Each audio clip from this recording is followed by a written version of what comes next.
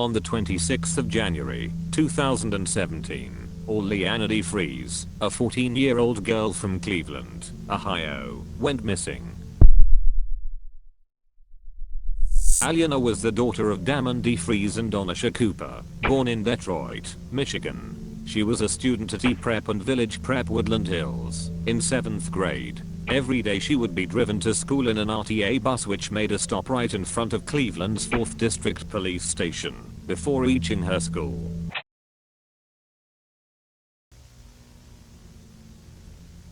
It was any other day for the family. Alianna got on the RTA bus to make her way to school. Outside of the True Gospel Missionary Baptist Church, a stop for DeFreeze, a man named Christopher Whitaker, allegedly high on cocaine, was pacing around for hours. The bus stopped at the police station and continued on after. Alianna was as safe as any other day. She exited the bus at the church to walk the rest of the way to her school. All was captured on security cameras. Christopher was still pacing around the church. Alianna was then grabbed by Christopher, who led her through a field to Fuller Avenue. She was taken into an abandoned building, where Christopher then raped, and using a drill, screwdriver, hammer, nut driver, and box cutter, killed Alianna. He left her corpse in the abandoned building, and went to the Golgotha Missionary Baptist Church, where he helped the pastor unload food from a truck. When the pastor was asked afterwards, he said Christopher was seemingly calm. Whitaker explained to the pastor that he was unhappy with the jobs he was working.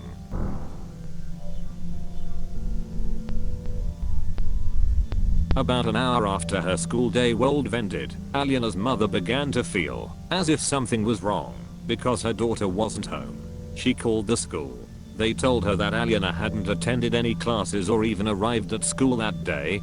Donisha called the police and filed a missing persons report for Alianna, then began a municipal search for her.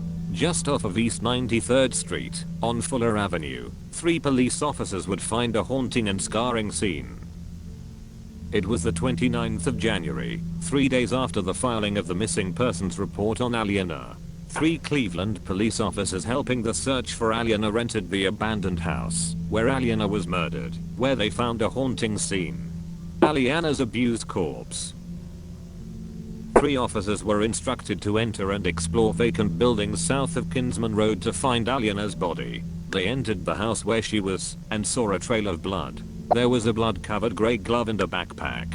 Following the trail of blood from the dining room to the bedroom, they found her body. When later asked, one of the officers said that she was only left in socks and covered in wounds. Lots of the wounds seemed to have been in the early stages of healing according to autopsies, meaning they were inflicted upon her before death. There were so many severe injuries that the autopsy could not sincerely identify the exact cause of death. In the building, more specifically the dining room, there was what was described as a makeshift workstation that held the tools Whitaker used. A few days pass.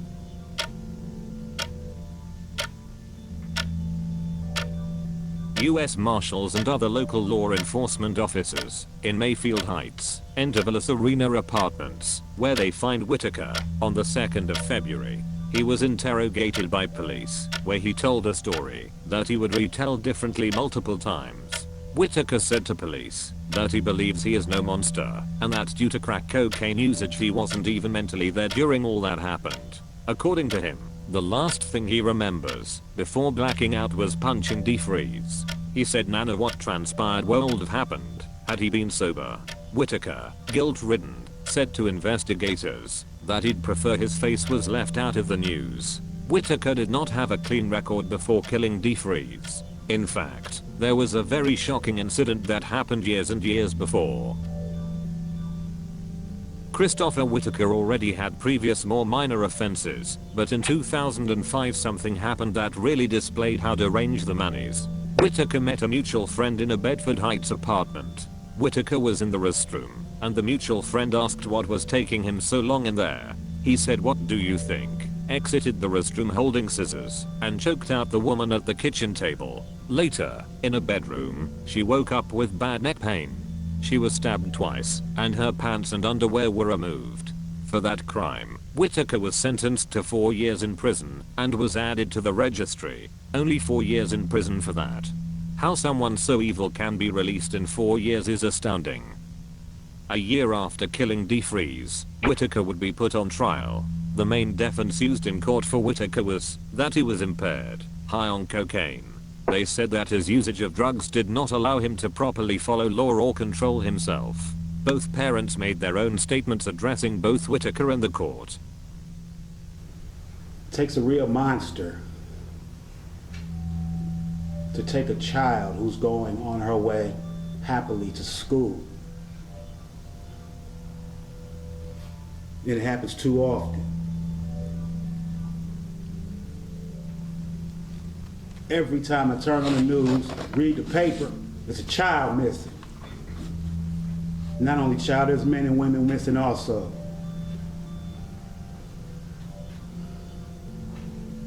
It gets frustrating.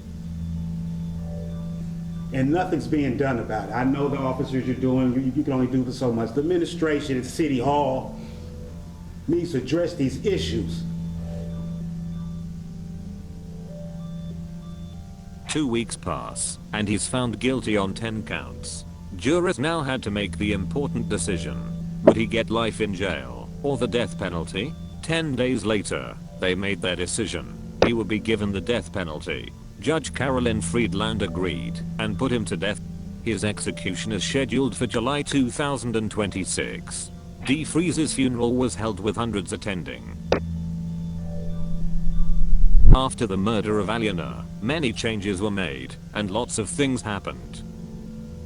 Firstly, DeFreeze's parents filed a wrongful death lawsuit in 2019, naming many different people and things as defendants.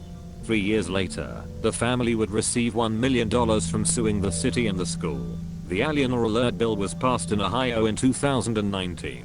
The bill would make it so, if a student of a school doesn't attend that day, the school must phone home within 120 minutes of the school day starting.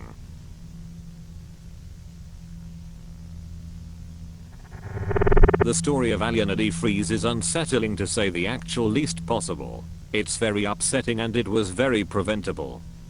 Had Whitaker been imprisoned for longer when he raped the woman in 2005? Or had he just not been where he was at that time in 2017?